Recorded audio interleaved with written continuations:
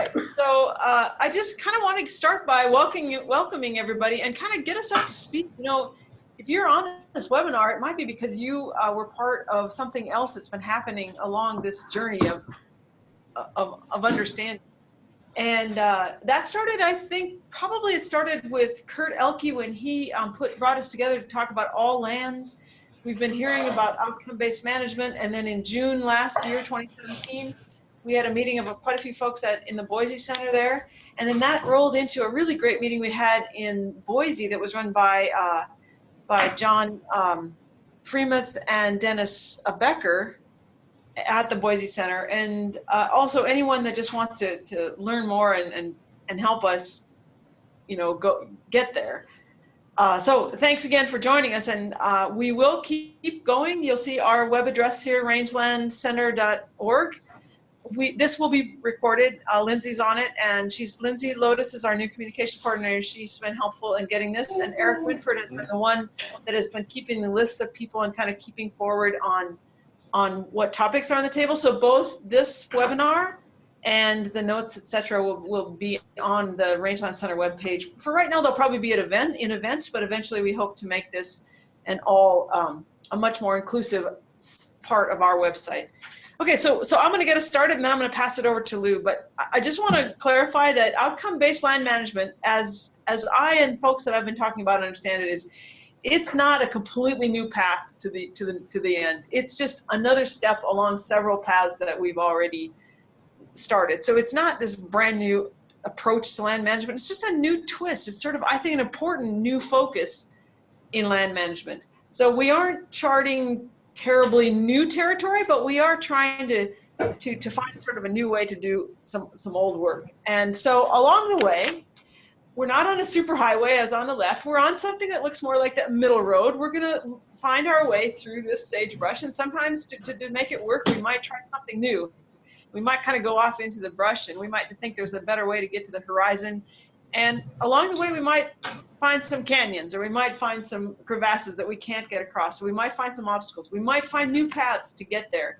So I'm not actually sure you know, what this is all going to roll out, what outcome-based land management will look like in 10 years. But I think there are some new directions, and we're excited to kind of bring those to the table right now. And we're going to start on that journey with our good friend Lou Lunte, who will kind of get us forward, because we're going to talk about guiding principles. When I was going to school, we thought we had just learned the recipe. It was all about learning the recipe and having the list of items that you had to know to do land management. Now we're talking more about guiding principles and not throwing the recipe out, but we don't have to follow prescriptions and recipes. Let's start with guiding principles. So Lou, sorry, I misspelled your name, Lou. Lou Lunte is I've been called worse things, so that's okay. Yes. You said so well, you didn't change it, so I'm indebted to you. At any rate, Lou and I have been thinking about this for quite some time. So Lou, get us up to speed, and let's talk about these principles. Thank you, Karen, and happy to. And if you can't hear me, just speak up, and I'll either get closer to the mic or get even louder. But so Karen asked me to give a little bit of an overview, sort of where the conversation has gotten so far. And I know later in this webinar, we're also going to get to next steps and where we're going to go with this conversation. But we wanted to make sure everybody had a common frame, an understanding of where we've gotten to before we move to where we might go in next steps. And so I'm going to read a few things off the screen. I don't typically do that, but I know we have people who are just calling in and not seeing the screen. So there's not a lot of words, but there are a couple. So first off is sort of a draft definition of outcome-based land management that we've been using through these conversations that Karen described. And that draft definition says a management strategy that focuses on achieving outcomes framed across landscapes, or you could say a landscape, that include ecological, economic, and social goals. Outcome-based land management approaches are aimed at maintaining viable and sustainable working landscapes that provide diverse goods and services. I think really important to that definition is this concept that it's ecological, economic, and social, and that any durable solutions to range management have to integrate and incorporate all three of those. Next slide, Karen. So we identified 6 guiding principles, and there is a white paper that goes into more depth that's on the website. Karen provided that link, but we wanted to just touch on sort of these 6 overarching principles that we identified in these conversations we've had to date. The first is that you really need to take a landscape level approach to outcome-based land management. And that means a comprehensive approach to manage and conserve productive working landscapes while meeting desired ecological, economic, and social outcomes. Now that doesn't mean there is a strict definition of landscape. This is a scalable concept, but I think at the core of it is that you really need to put the piece that you're working on in the broader context. That if you Too often we've worked in isolation on a single allotment or a single piece of property, and we fail to look at the context that that sits in, and that's really important. So that's what we're trying to get at here. The second guiding principle is that it's willing participation. You'll see key to this is bringing the various stakeholders together. But it's important to understand that we see benefit to bringing those folks together. I should read it since you're not all seeing it, but intended to benefit all those who choose to be involved and not impose unreasonable requirements or restrictions on landowners or managers. So again, I think the idea here is that you're working towards a consensus approach, that you need voices in the room to get to durable outcomes. But again, you're not going to be imposing outcomes on individuals who don't want to participate or don't feel like their voice has been heard. And it also doesn't mean you can just ignore the laws, the regulations, or statutes that guide management in that area. But again, willing participation is key. Next slide, Karen. Third guiding principle is that this is inherently collaborative. Work with the landscape partners to establish goals, develop management plans, leverage resources, and monitor progress. So again, unless you're being inclusive and you're really having stakeholders, key stakeholders involved and the voices heard, it's going to be hard to get to durable solutions. At the same time, I really understand the importance of those stakeholders or those participating being committed to solutions. This is about bringing willing participants together that want to work together to find solutions and solve problems. This is not about another way to obstruct or impede or prevent progress. Fourth guiding principle is local solutions broadly informed. Meaning identify local challenges and work locally to find and share successful approaches. We've all seen over the years that the best outcomes come when you bring people together locally, who understand the context, who understand the problems, who can work together to derive these solutions.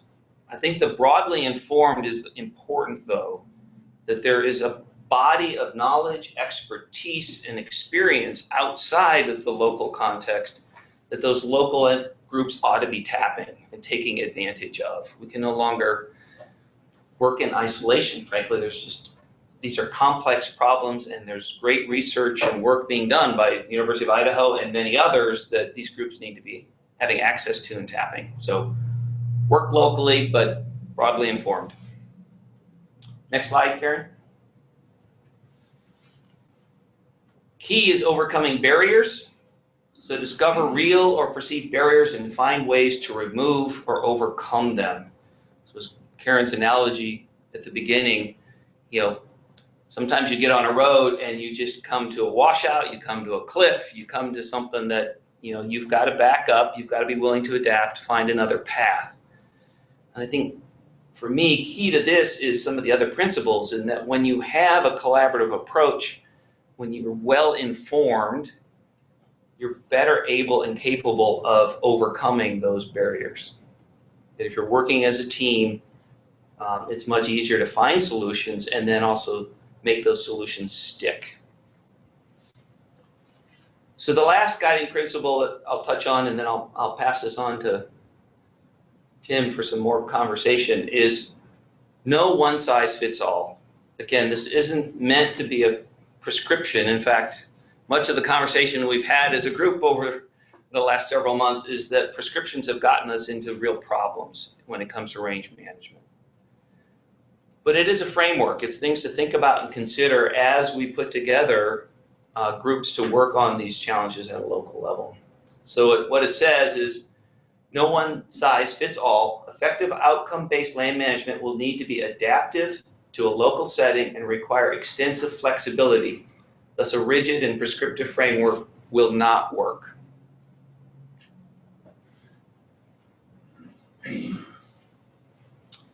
That's really all I had, Karen, so pass it back to you.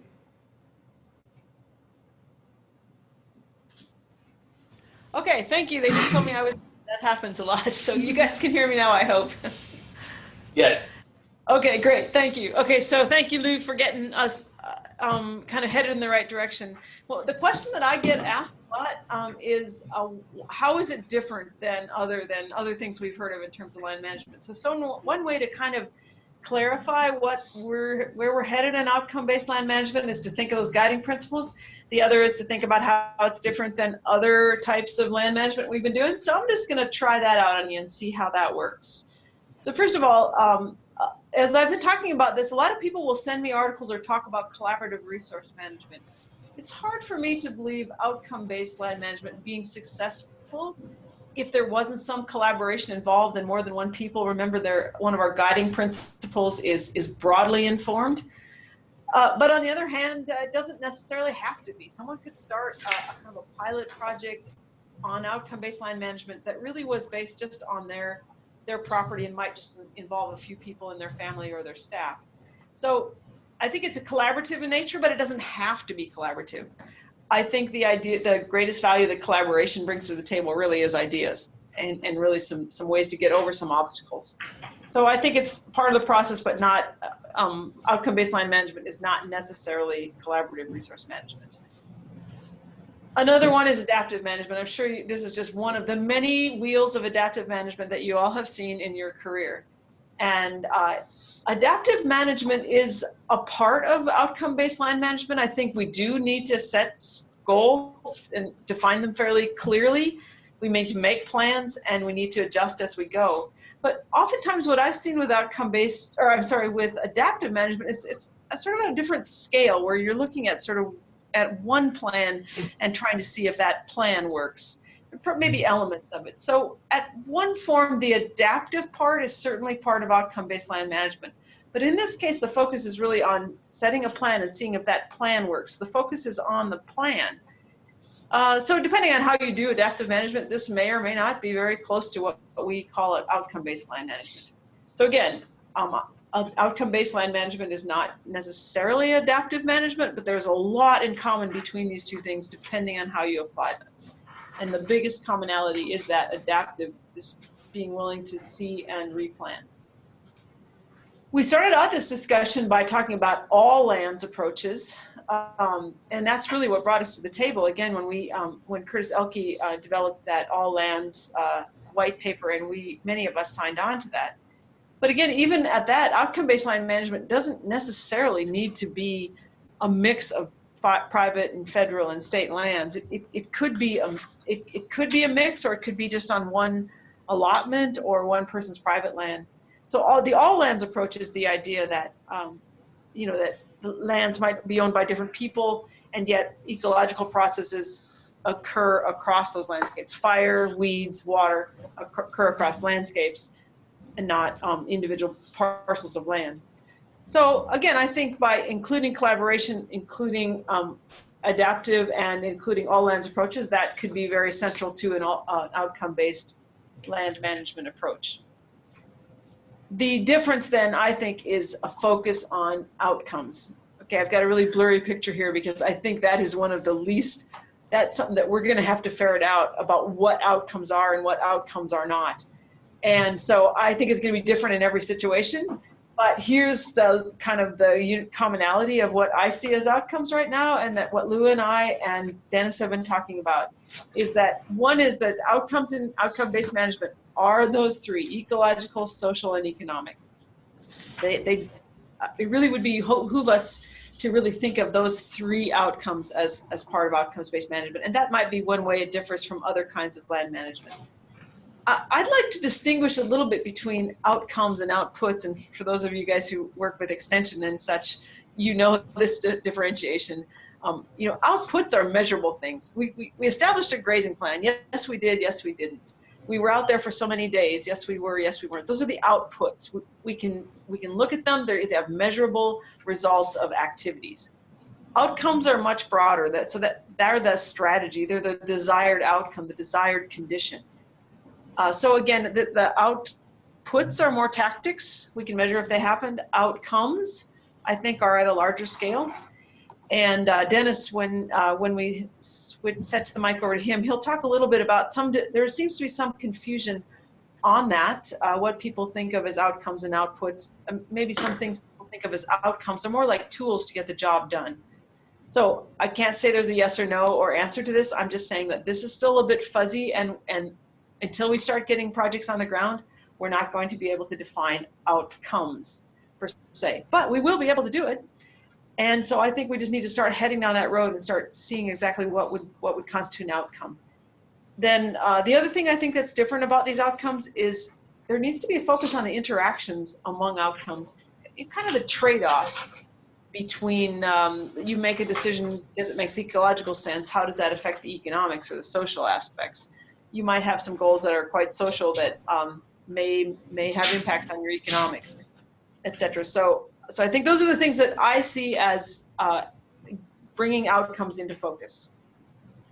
So the kind of the final defining parts then, before I ask Tim some questions, is outcome-based land management. Then I would see it, and again, not just me. I mean, I think the people that I've been working with have been talking about this. We're starting to see the defining elements as focusing on outcomes, not prescriptions. It seems to be a really common theme. We're not talking about a 3-pasture rest rotation. We're talking about outcomes that we want to see on the ground, and that those outcomes have ecological, social, and economic aspects to them. We're also trying to look more at the interactions among those outcomes. And then finally, there's quite a bit of focus on the obstacles that need to be identified to accomplish those outcomes.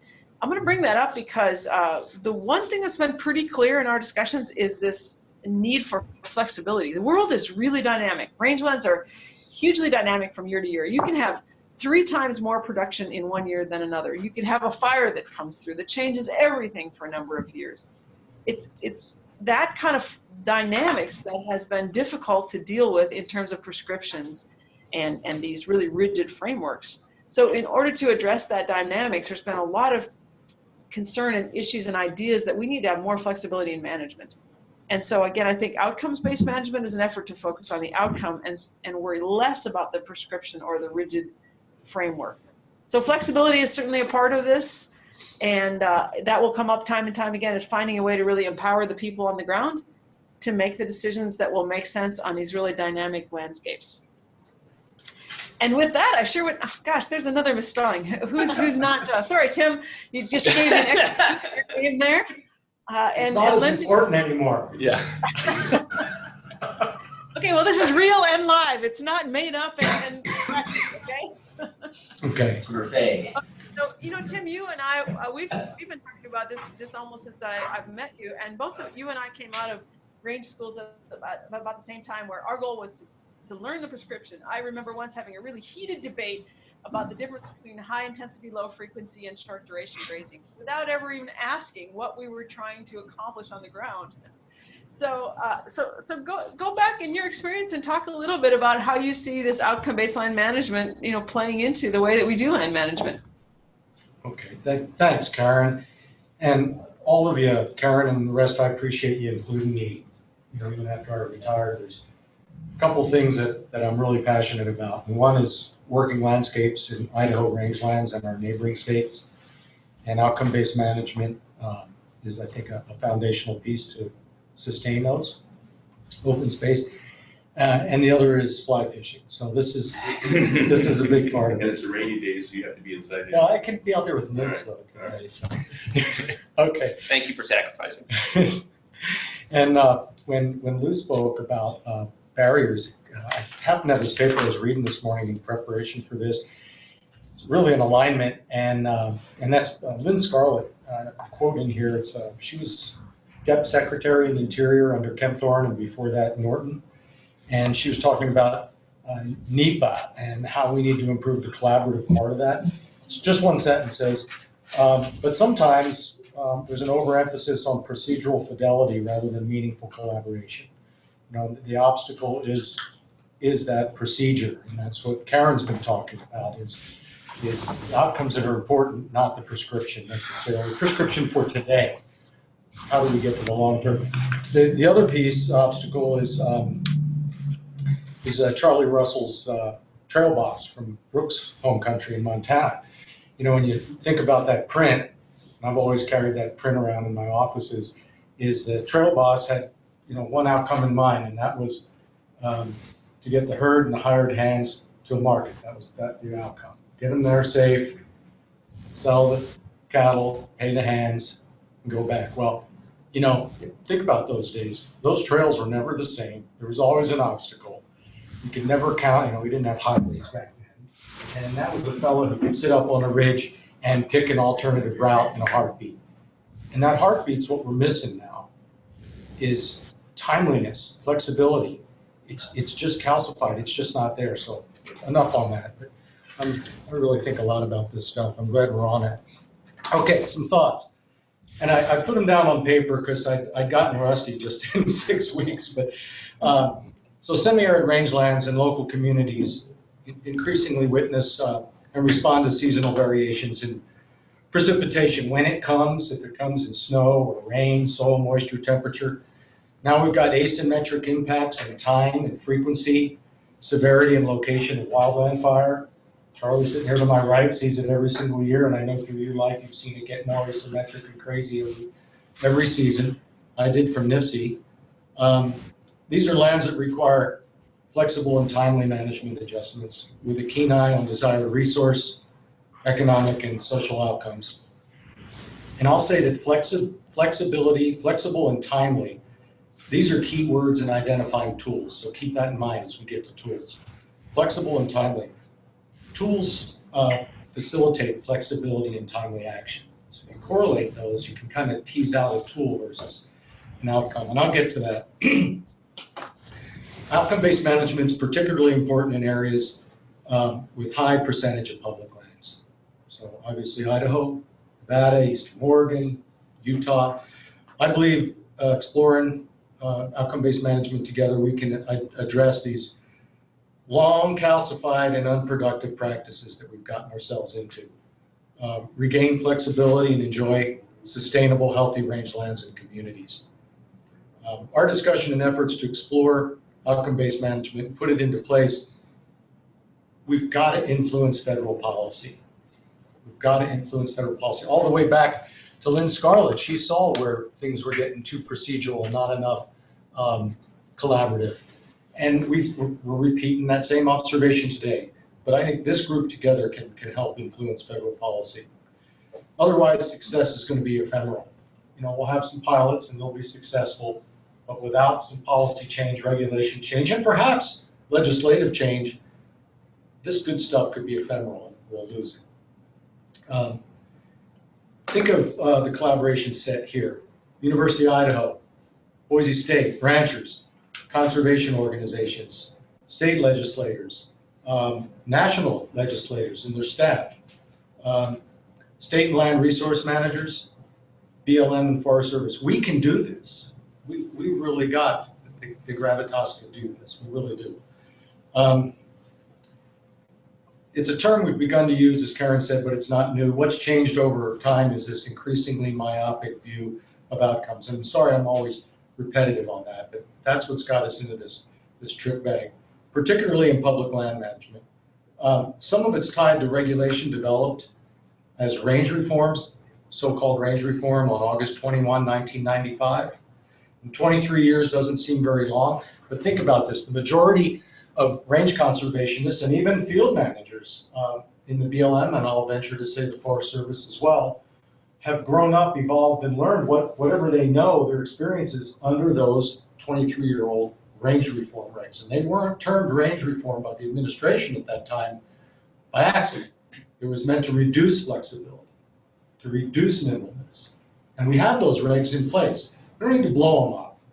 We need to go in, and I think this effort can focus on what part of those regs provide obstacles and prevent flexibility and timeliness. And just look at what are those parts, and then derivatives from that, what policies from those regs need to be adjusted as well. Some of the lack of flexibilities, an artifact of litigation resulting in all too easy answers to complex rangeland functions and local community customs and economics. Response to litigation is often a hurried run for an answer rather than sitting like this and seeking the appropriate questions. It all ties back to policy and regs that's created a narrow space for operations on the land. Even the perception of working at the edges of this narrow space we've created causes litigation. Even if you're within it, but on the edges, it's just gotten so litigious, and then that space gets narrower, and with every lawsuit it gets narrower. So good federal land managers and public land users have their hands tied right now. I think we can help take those bonds away. Our efforts ought to seek to identify federal grazing policy that inhibits flexibility and timely adjustment on the ground. And I'll go back before Nixon signed NEPA way back in 1970, January 1, and set in place national policy encouraging productive and enjoyable harmony between humans and the environment. The human part gets dropped out a lot. NEPA established policy to evaluate the potential environmental, social, and economic impacts. So as we repeat that triad, environmental, economic, and social, that isn't something that we've collaborated on here. That goes back to January 1, 1970, when NEPA became a law. It's a law to look hard at those social and economic components as well as the environmental. And when it comes to local economies, that's huge. Because, you know, a small mistake, a sneeze by a federal action in a small rural economy can really cause a lot of problems. It may not even be heard in an urban area, right? So it's really important that we look at those other two elements. NEPA established policy to evaluate the potential environmental, social, and economic impacts, again, but both positive and negative. We're really keen on jumping to the negative, and maybe that's human nature, right? But we're also supposed to tease out and showcase the positive impacts as well. And that can help us in this effort, I believe, in achieving outcomes. Outcome-based management efforts are a great opportunity to identify necessary policy change and to hone our ability to address social and economic impacts. We're just I won't even say we're rusty at it. No, I spent 38 years in the outfit. I never got good at it. It's never too late, I guess. So we need to hone our ability to deal with the social and economic impacts. So now I'll jump to the good housekeeping part. Tools versus outcomes. I see tools as anything that assists in achieving desired resource, social, and economic outcomes. And tools span policy through operations, okay? So working landscapes, I really believe working landscapes are a macro tool for achieving desired resource, social, and economic outcomes. More on this later. There is public land policy that aims at swift fire restoration and multi-year funding, and that's a useful tool. That's a policy that's a really useful tool supporting achievement of many desired outcomes. The composition of plants, the habitat, the ability of a ranch to get animals back on the ground. The outcomes are many. Other fire-related policy may restrict achievement of desired outcomes. Some land use plans require 2 full years before livestock can be returned. And there's good reasons for that. But we've developed it in a way where it's rigid. So just one example, there's many. Let's consider annual invasives, cheat and the rest. If we're at 2,800 feet and it's homogeneous cheatgrass and it burns for the 3rd time probably, Are we going to stay off for 2 years, or are we going to get some animals on there and reduce the fuel? Because I don't think that that pasture is going to be a priority for putting a couple $1 million into versus fires that year that happened up higher elevation where invasives haven't taken hold yet. You know, so what do we do in the interim? We wait 2 years, or do we apply some livestock treatments? Okay, enough on that. So that's where policies can be helpful and where policies can be not helpful. And outcome-based grazing management efforts can help put light on that. Ops tools include range improvements like fences and water. Okay, yeah, we know that. Pasture fences are useful to achieving desired outcomes, but not if strict dates are posted on the gate. Okay. Ops tools include fuel breaks by disking, seeding, grazing to give strategic and tactical advantages to firefighters. Ops tools include livestock grazing, managed to lightly or heavily remove biomass. Ops tools include year-long rest or seasonal grazing deferment. I'm just giving examples, and there's a bazillion more. Utilization is clearly a tool. It's clearly, in my mind, not an outcome. Yet, like firm calendar dates and livestock numbers, we find ourselves all too often with utilization levels as a destination strictly adhered to, and that becomes an obstacle to desired outcomes, both environmental, social, and economic. Now on outcomes. I believe an overarching outcome regarding Western rangelands is maintaining open space. Without that, there's just not a lot possible. And this is a powerful destination supporting desired resource, social, and economic outcomes. Open space, and you know, they're not making much more of it, right? And each day, private range and pasture land gives way to ex-urban development. And I said this when I was a federal agent, and I'll say this now that I'm just a retired citizen. You know, why is this guy who doesn't ranch, you know, or own much land interested in somebody else's open space? And it's not because I covet it or I want to have any say in what they do with it. That's sacred. I believe that federal policy needs to keep a keen eye on how that policy increases or reduces the potential of that ag enterprise staying in agriculture, open space, whether that's a pasture, meadow, conservation reserve, or no other alternative to retire debt than selling it so it becomes subdivided. That's my interest, and I think outcome-based management can help maintain open space. It's open space enjoyed by those in ag and recreation that makes a state like Idaho. It's imperative that public land policy and management recognize the connection between public land grazing and reducing the potential for conversion of private ag land to subdivision and development. Outcomes span and involve desired veg composition over a large landscape. Outcomes involve wildlife populations, sustaining skills and jobs in agriculture, and desired rural county tax bases from livestock sales and a way of life. Those are legitimate outcomes that need to weigh in when we write our grazing plans or our allotment plans. Those are legitimate. And then they affect and influence the kind of flexibility we need, or the operators need that are using that permit. Conservation of open space is a key to working landscapes. And finally, in policy and practice, tease out important questions and keep asking why. Real simple word, 3 letters. An example, desire to move from a seeded crested wheatgrass rangeland, it's been that way 30 years, to sagebrush wheatgrass mix. And it's been unattainable, just giving an example. Wildland fires recurring in a 3 to 5 year interval on this site. Utilization is capped and strict pasture rotations are put in place. Ask why. Ask why, keep asking why, and then ask how, and the desired outcomes will present themselves. I guarantee it.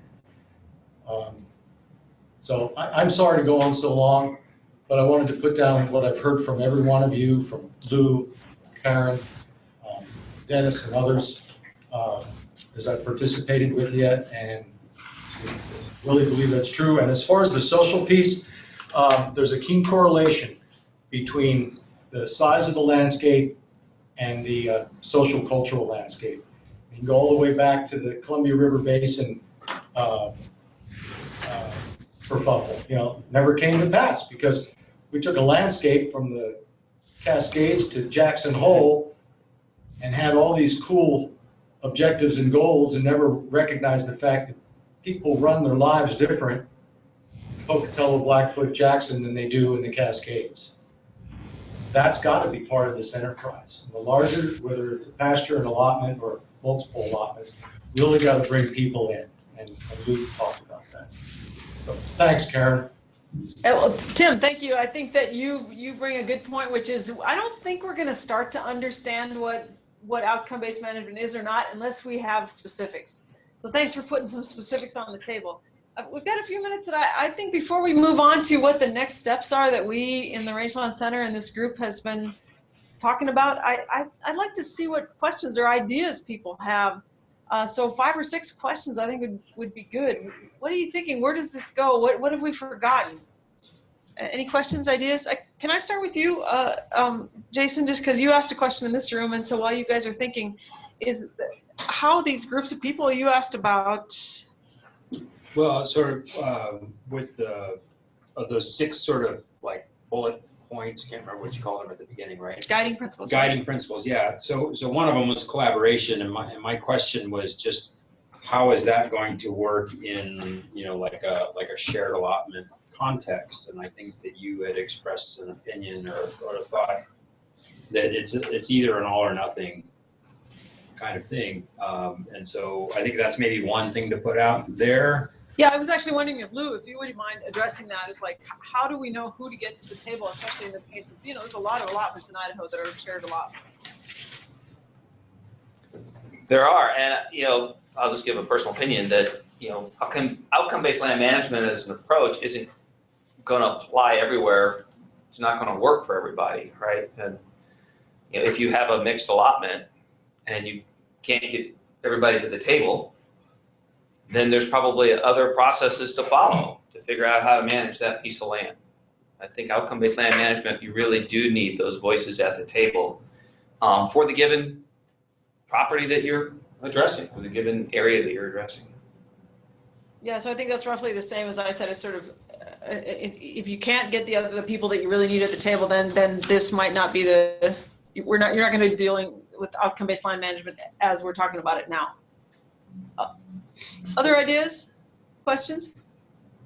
I had one other thought, as you were talking about sort of outcomes, just something struck me relative to how we're going to start to frame these outcomes or start to define them, is that we may need a like different flavors of outcomes, right, or different tiers, because there are outcomes that we can address through management, and then there are outcomes that are either indirectly influenced by management, and then there are outcomes that may be desirable that we have no control over at all, right? I mean, we may want to grow corn there, and that land is just never going to support that, right? And so, so it just, I don't know. I mean, as we set this up and start to evaluate these outcomes and whether or not we're achieving them, and whether or not a change in management is needed, then it's like some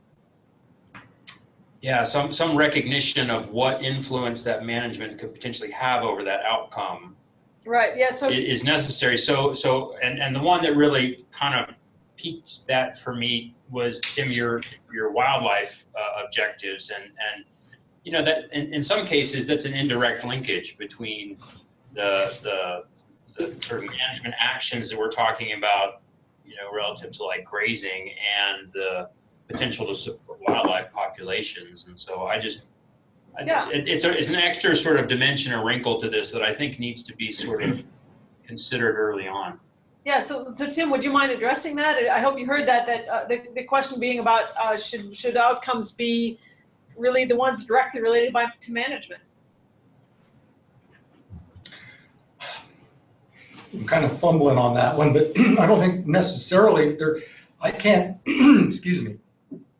I'm having a hard time imagining where there isn't some connection.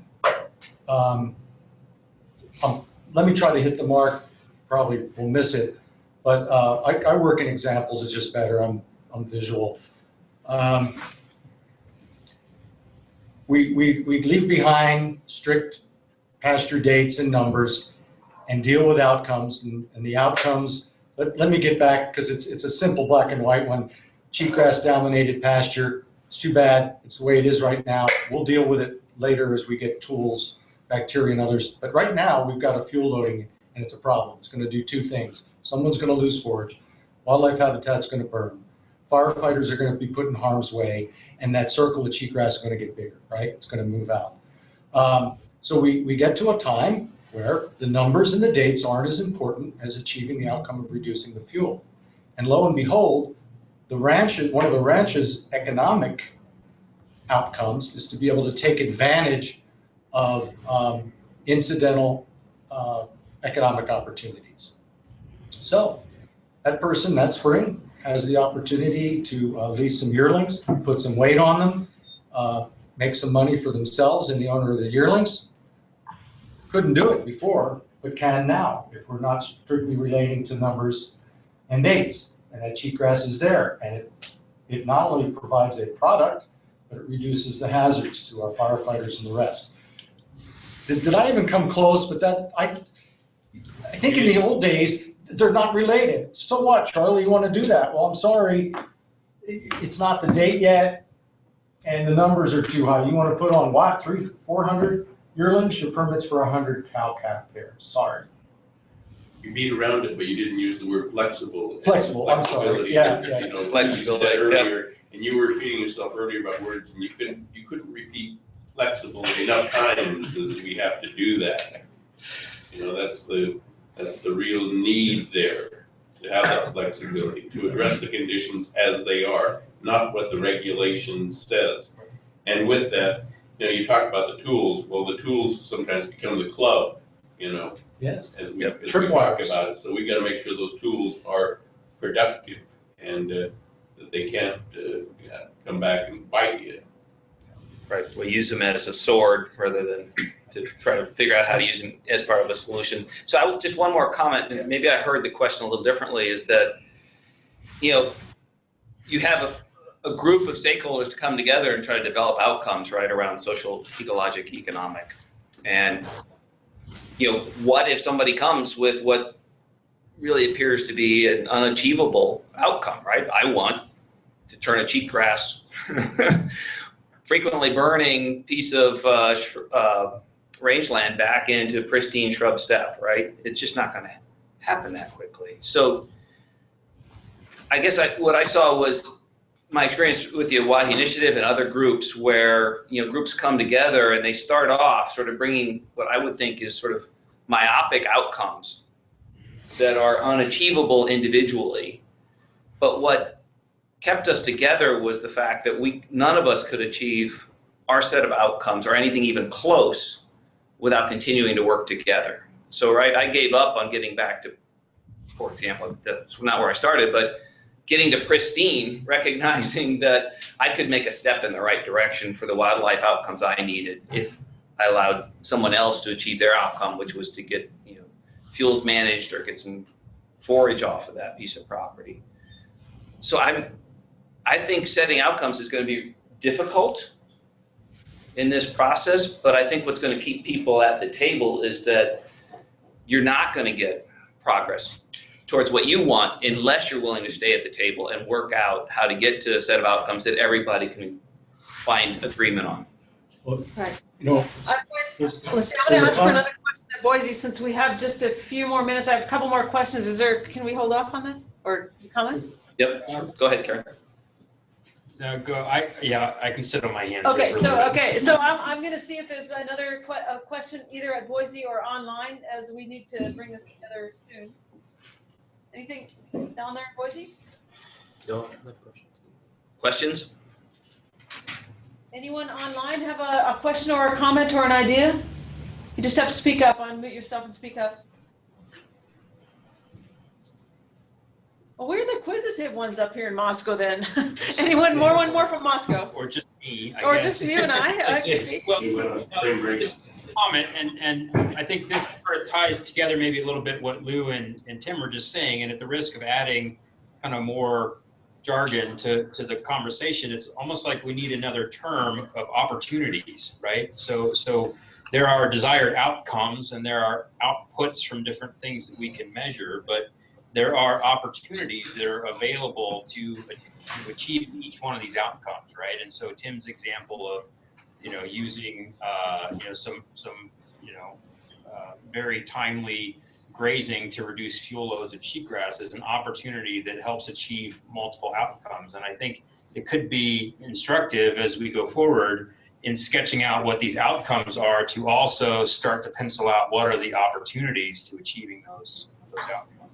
Yeah, so, and I think that goes back to the flexibility that we're getting, seizing opportunities, avoiding threats and seizing opportunities. So with that, I'm going to hope that Dennis Becker would unmute his mic and tell us a little bit more about what you think sort of the next steps are and how to get towards outcomes. Dennis, are you there? I am. Thanks for having me. Excellent.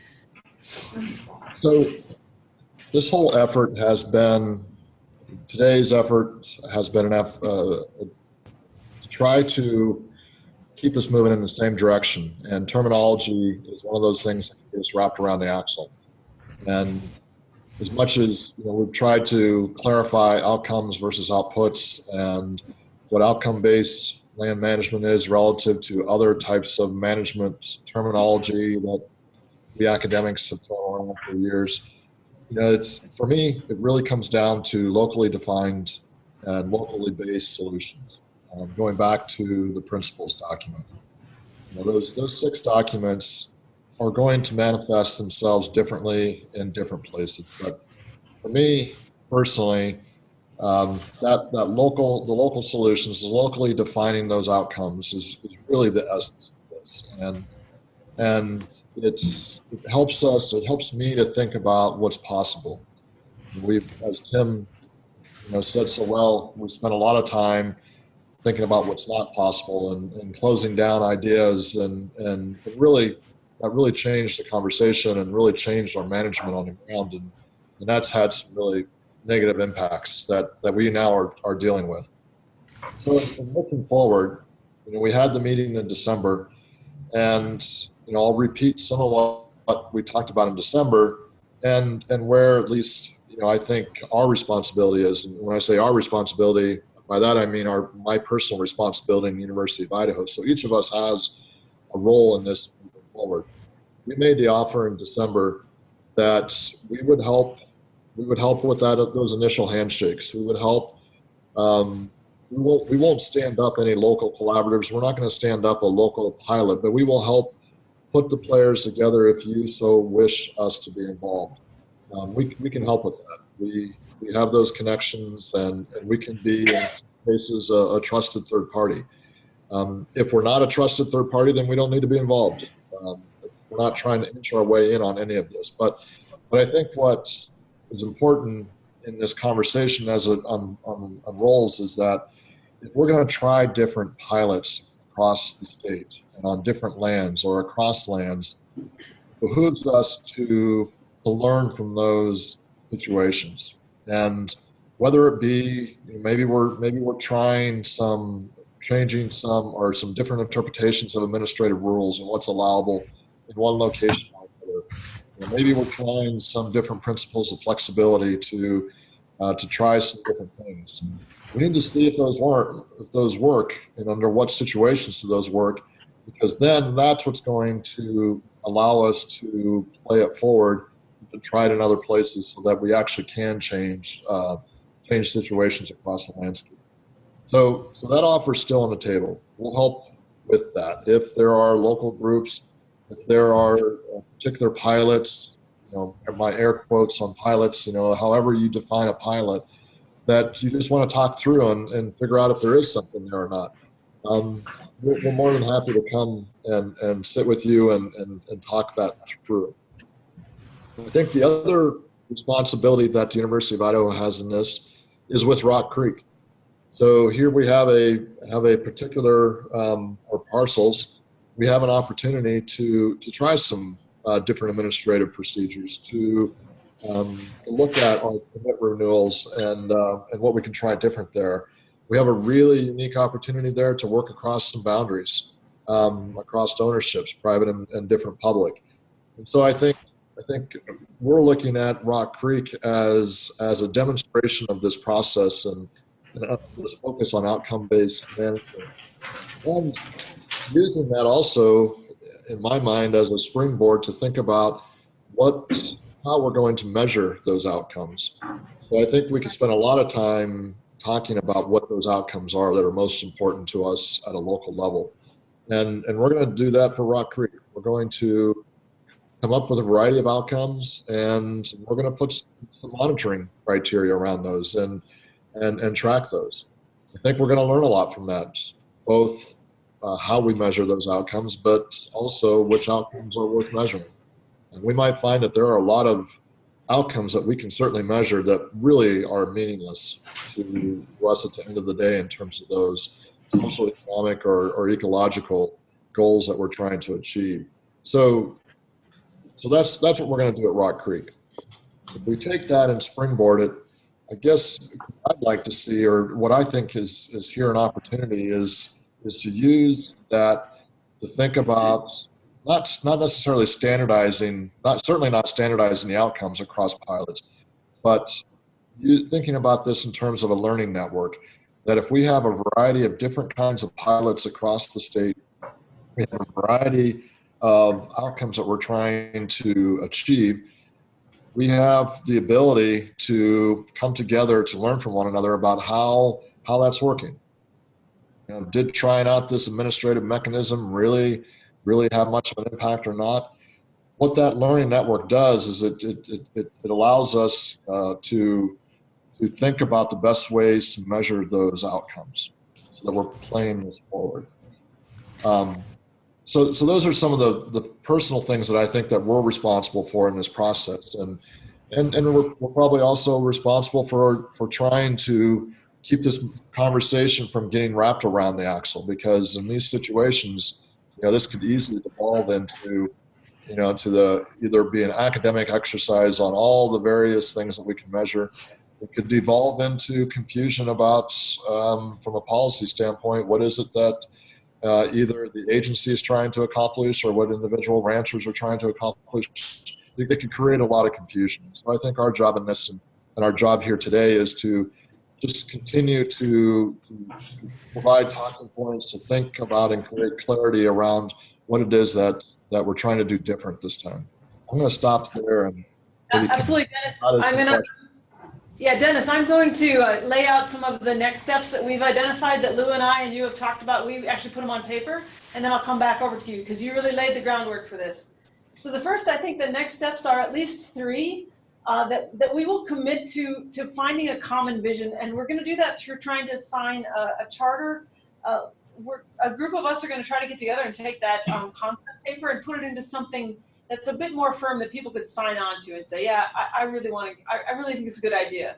The second is develop that learning network that you mentioned, to establish a learning network among people that are either very supportive of the idea or really want to try it. And then the third is you identified this idea of pilot projects, giving an opportunity for people on the ground to put their property forward as a pilot project, or maybe other people that are in the area that just really want to be supportive. They really want to be part of this because they're excited or interested in this endeavor. So those are the three things that I think we can move forward. We have a little bit of a timeline, and so I'll give that. But if I could try to bring us back together again, what I think these pilot projects are, of course, BLM has a very defined process for defining some pilot projects, but I think any people and any place, any people that wanted to give this a try, I think we're ready to try to help them and to try to say, sure, let's give it a try. So the first step would be to look at your land, look at the people around you, see if you're the person or the group, whether it be federal or neighbors or groups, to start by defining the area and the people involved. The second would be to come up with that outcomes. And Lou, you said it's going to be hard, but I agree with you. I think we can get there. The third would be to develop some plan. Look at those obstacles that you need to overcome, or as you said, the opportunities, Jason, trying to see what's getting from you to what you want to accomplish. I'm going to remember to ask you to think about those outcomes as being social, economic, and ecological, and then looking for interactions among those. We only mentioned monitoring a few times, but I think that's another thing the University of Idaho can help with. We have people on staff that do social and economic assessment. We have folks that do ecological. So we're going to try to put our oar in the water at Rock Creek on that one, and also be more helpful. But how do we help to get there? Because monitoring could be a huge obstacle if we don't get it right. I mean, that could be that stops us in the water. So some timelines. Lou Lunte volunteered to kind of lead up a group that might develop this charter. This we believe in. This is outcome-based management that will help us get our heads around it and maybe sign on to that sometime mid to late April. Dennis, in your absence, I decided that you might be one that can help us figure out how to identify those pilot projects and how to get people who are interested in those to come forward and put some meat on those bones. So we'll just maybe start early April with trying to get some names of people that are interested and that they have the intent to try to do this. Several of you have already talked to us. We're collecting names, so Dennis will be the one that will help on that. And then I'll take on the lead of trying to figure out what a learning network is. Among the pilot projects, there's several good models of that in the West, and I'll need people like Katie to help me, but I think we can do that. To have a place to go if you've got ideas and you share your opportunities and what you tried that did or didn't work.